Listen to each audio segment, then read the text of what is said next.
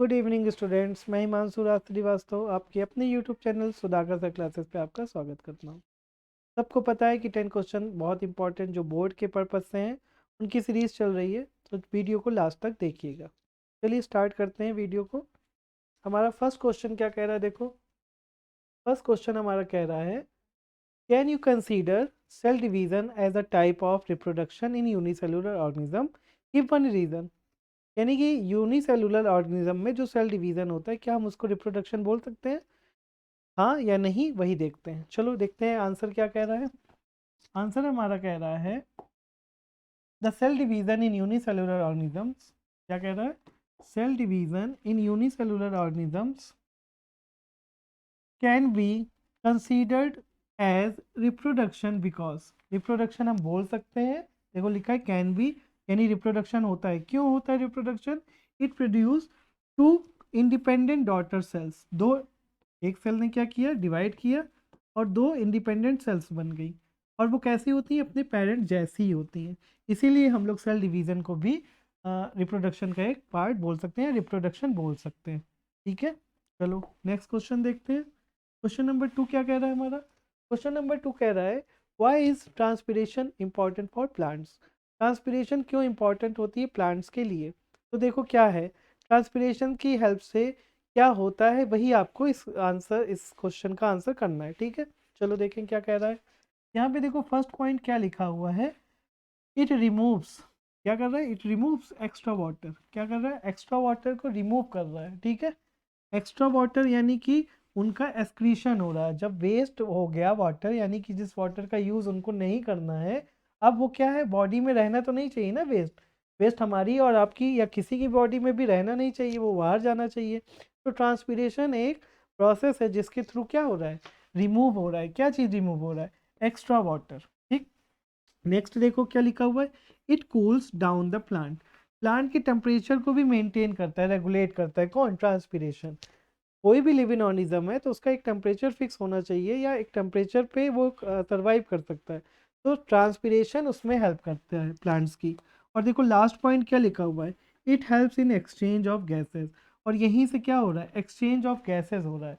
ठीक, अगर गैसेस का एक्सचेंज नहीं होगा तो CO2 अब्जॉर्ब होके फोटोसिंथेसिस प्रोसेस नहीं होगी, और O2 क्या होगा, हमको नहीं मिल पाएगी। तो इस तरह से क्या है, ट्रांसपीरेशन एक बहुत इंपॉर्टेंट पार्ट है किस चीज़ का, प्लांट का, जो हमारे लिए भी कहीं ना कहीं हेल्पफुल हो जाएगा। ठीक है, चलो देखो थर्ड क्वेश्चन क्या कह रहा है हमारा। थर्ड क्वेश्चन कह रहा है, why is nutrition important for an organism. बहुत इजी क्वेश्चन है ये, आप अपने आप से कॉमन सेंस से भी बिना रटे बिना समझे बस आपको आंसर कर देना है। क्यों न्यूट्रिशन, आपको पता है कि क्यों ज़रूरी है। कोई भी लिविंग ऑर्गेनिज्म है, अगर उसमें न्यूट्रिशन प्रोसेस नहीं होगी तो उसको एनर्जी नहीं मिलेगी किसी भी तरह की प्रोसेस करने की। यानी जितनी भी लाइफ प्रोसेस होती हैं वो डिपेंड करती हैं किस पे, न्यूट्रिशन पे। चलो देखें क्या लिखा है इसका आंसर। इसका आंसर लिखा हुआ है, न्यूट्रिशन इज इम्पॉर्टेंट। क्यों इम्पॉर्टेंट है? देखो, इट प्रोवाइड, क्या चीज़ प्रोवाइड कर रहा है, एनर्जी। किस लिए एनर्जी प्रोवाइड कर रहा है? मेटाबॉलिक। जितनी भी लाइफ प्रोसेस हो रही हैं जो हमारे लिए यूज़फुल है, और वो प्रोसेस होने के लिए क्या चीज़ चाहिए, एनर्जी चाहिए। अगर एनर्जी चाहिए हमें तो हमारी प्रोसेस कौन सी होनी चाहिए, न्यूट्रिशन। तो न्यूट्रिशन क्या कर रही है, प्रोवाइड क्या कर रही है, एनर्जी को, जिससे हमारी जितनी भी मेटाबॉलिक प्रोसेस है वो हो रही है। ठीक है, तो पहला पॉइंट क्या है, एनर्जी प्रोवाइड कराना। बिना एनर्जी के और भी प्रोसेस नहीं हो पाएंगी। ठीक, सेकेंड पॉइंट देखो क्या लिखा है, it is necessary for the growth of new cell. ये बहुत ज़रूरी है किस लिए, नई सेल्स के लिए, नई सेल्स को बनाने के लिए। अगर न्यूट्रिशन नहीं होगा तो ग्रोथ आपकी रुक जाएगी। ठीक, और उसमें देखो इसी पॉइंट में एक चीज़ और ऐड ऑन कर दिया गया, और साथ में रिपेयरिंग हो रहा है। क्या चीज़ का रिपेयरिंग हो रहा है, वॉर्न आउट सेल्स।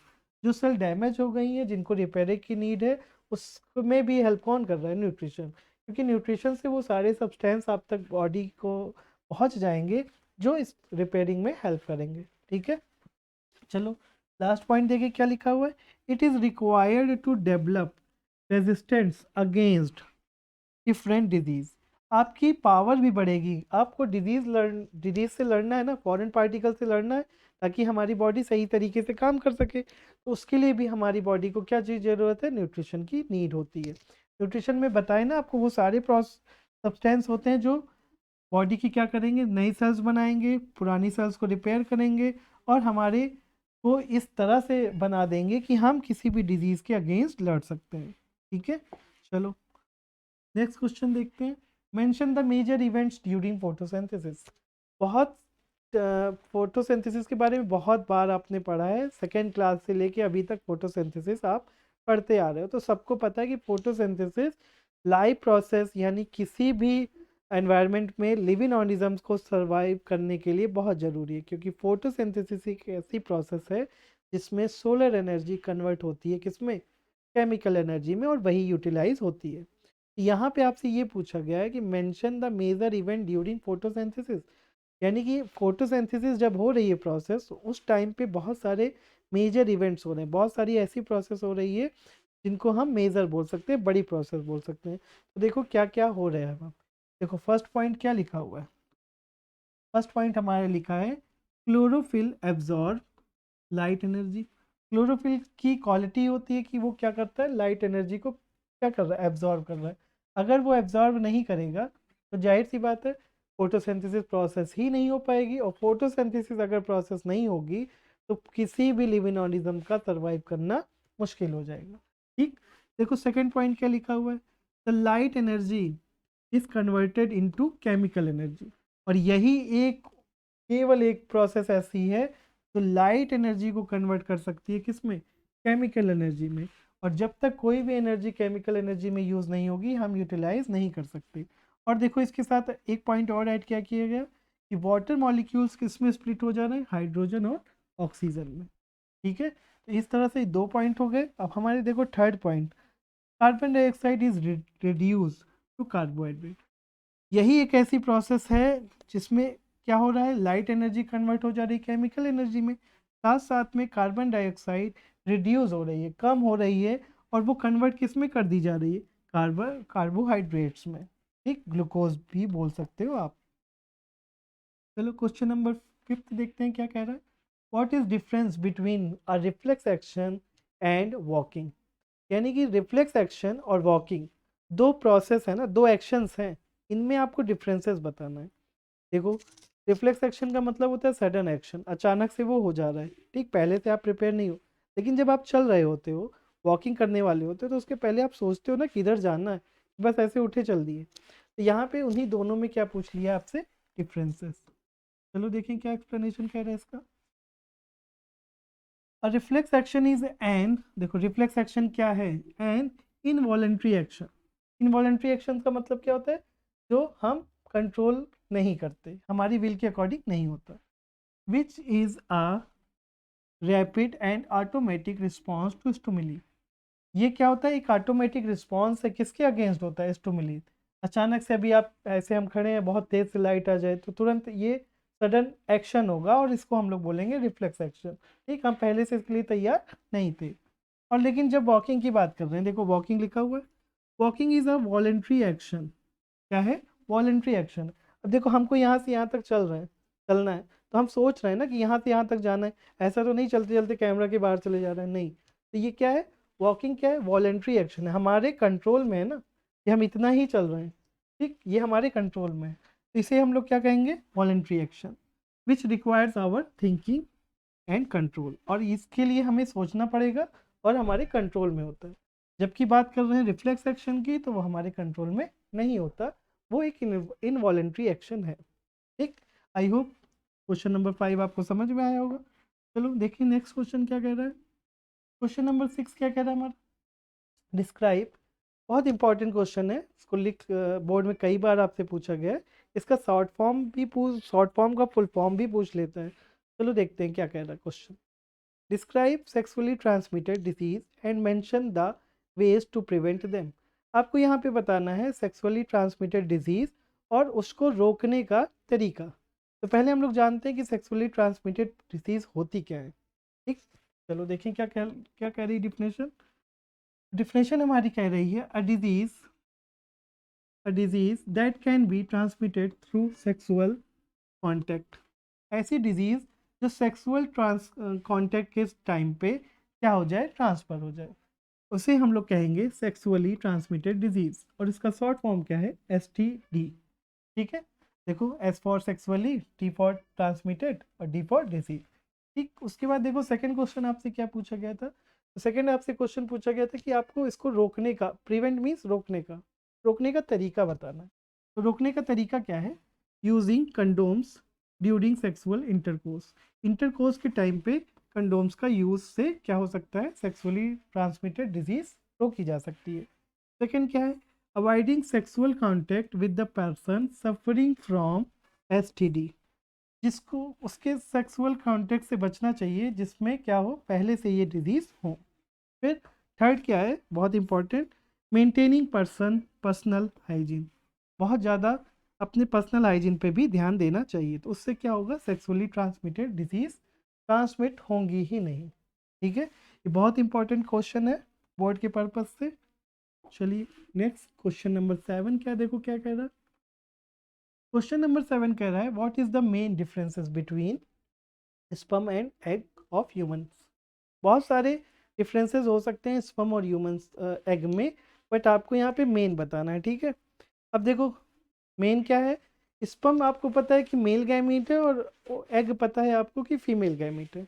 तो उसके क्रोमोसोम्स को लेके हमने यहाँ पे डिफरेंसेस लिखा है।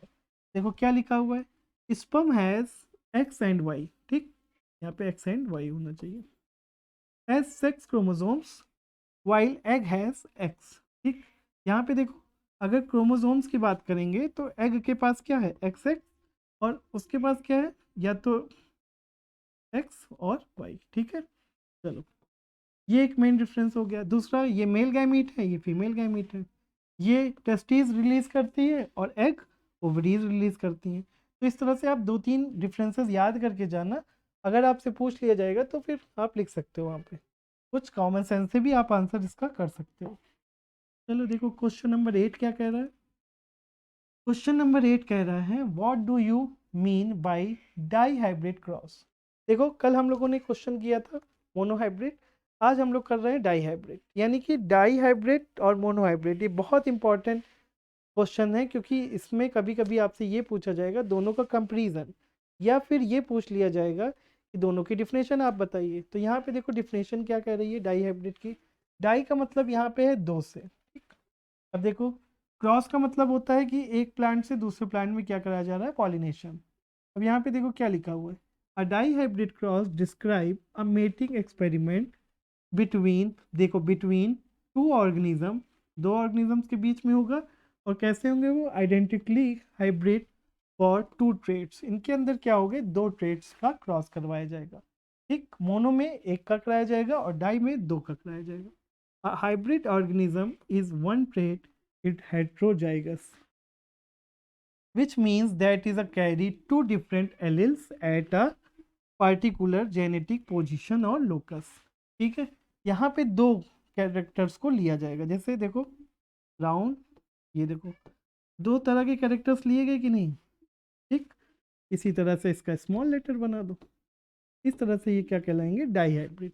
और जब मोनो की बात किया था हमने तो वहाँ सिर्फ हाइट लिया था, देखो एक ही टाइप का लिया था कि नहीं। यहाँ पे हमने राउंड सीट येलो, ठीक, दो तरह का कैरेक्टर ले लिया। एक डोमिनेंट होगा तो जो डोमिनेंट होगा वो कैपिटल से दिखाया जाएगा, जो रेसेसिव होगा वो स्मॉल से दिखाया जाएगा। ठीक है, इस तरह से डाई हाइब्रिड को आप डिफाइन कर सकते हो। क्वेश्चन नंबर 9 देखो क्या कह रहा है, what is the differences between a genotype and phenotype. ये भी क्वेश्चन किससे रिलेट कर रहा है? ये भी क्वेश्चन हमारा रिलेट कर रहा है हेरिडिटी से। ठीक, देखो जीनोटाइप और फिनोटाइप क्या है। देखो एक में वर्ड आया है जीन और एक में आया फिनो यानी फिजिकल। इसी से आप समझ सकते हो। चलो देखो डिफिनेशन क्या कह रही है, एक्सप्लेनेशन क्या कह रहा है। The genotype is a set, genotype क्या होता है? Is a set of genes, ठीक, in genes responsible for unique trait. Genotype क्या होंगे? ये कैरेक्टर्स कैसे आएंगे? जीन का क्या होगा? सेट। देखो जैसे हम बात कर रहे हैं अपनी यानी मेल की, तो देखो ये जीन का क्या है? एक सेट है। ठीक, ये कैरेक्टर दिखा रहा है कि हम मेल हो गए। उसके बाद देखो while phenotype is the physical appearance और कैरेक्टरिस्टिक ऑफ एन ऑर्गेनिज्म। और हम कैसे दिख रहे हैं, कैसा हमारा अपीयरेंस है, वो दिखाई देगा फिनोटाइप में। ठीक, अब देखो यहाँ पे हम लोग बात कर लेते हैं मेंडल के फर्स्ट लॉ की, तो वहाँ से आपको बहुत अच्छे से समझ में आएगा। जब बात कर रहे थे वो टॉल प्लांट की, तो देखो उस तरह से लिया था उन्होंने और इस तरह से लिया था। उसके बाद देखो इन दोनों का जब क्रॉस करवाया था तो इस तरह से दिखा। अब देखो ये जो प्लांट दिखा इनको, ये प्लांट दिखा इनको टॉल, ठीक, यानी कि इसका फिनोटाइप क्या हुआ, ये टॉल है, यानी कि इसका फिजिकल अपीयरेंस कैसा हुआ कि ये टॉल है। लेकिन जब इसके जीन की बात करोगे तो जीन इसमें क्या है, टी और टी। तो इस तरह से जीनोटाइप क्या होते हैं, यहाँ पे हम जीन्स की बात करें, जीन्स उनके कैसे हैं, और फिनोटाइप मीन्स उसका फिजिकल अपीयरेंस कैसा है। फिजिकल अपीयरेंस आता जीन्स की वजह से ही है, लेकिन वो दिखाई नहीं देते, ठीक, जीन्स दिखाई नहीं देंगे और फिनोटाइप आपको दिखाई देगा। चलो आज का लास्ट क्वेश्चन देखते हैं हम लोग क्या कह रहे हैं। क्वेश्चन नंबर 10 क्या कह रहा है, देखो, what could be the reason for adopting contraceptive methods. Contraceptive methods के बारे में आपको लिखना है कि क्या चीज़, क्या मेथड हो सकते हैं। चलो देखो किस लिए अपनाई जाती है ये चीज़, ये बताना है आपको इस क्वेश्चन में। अब देखो फर्स्ट पॉइंट क्या लिखा हुआ है, प्रोटेक्शन। किस चीज़ से प्रोटेक्शन, प्रोटेक्शन मीन्स बचाव, किस चीज़ से, ट्रांसमिट, सेक्सुअली ट्रांसमिट डिजीज, यानी कि STD। इससे क्या करना है, इससे बचाने के लिए भी हम लोग कॉन्सरट्रेटिव मेथड्स को यूज़ करते हैं। सेकेंड पॉइंट देखो क्या है, प्रिवेंट अनवांटेड प्रेगनेंसी, प्रेगनेंसी को भी रोकना। अनवांटेड मतलब जब नहीं है प्लानिंग फैमिली की, उस टाइम पे प्रेगनेंसी को रोकना। उसके बाद टू कंट्रोल, अब प्रेगनेंसी रोक सकते हैं तो इसका मतलब टू कंट्रोल पॉपुलेशन रेट, और इसी तरह से पॉपुलेशन रेट को भी हम क्या कर सकते हैं, रोक सकते हैं। ठीक है, ये भी बहुत इंपॉर्टेंट क्वेश्चन है, रिप्रोडक्शन से रिलेटेड करता है, रिलेट है, और ये भी इंपॉर्टेंट है, और जितने रिप्रोडक्शन हैं बहुत इंपॉर्टेंट क्वेश्चन हैं। चलिए आज का वीडियो यहीं तक था।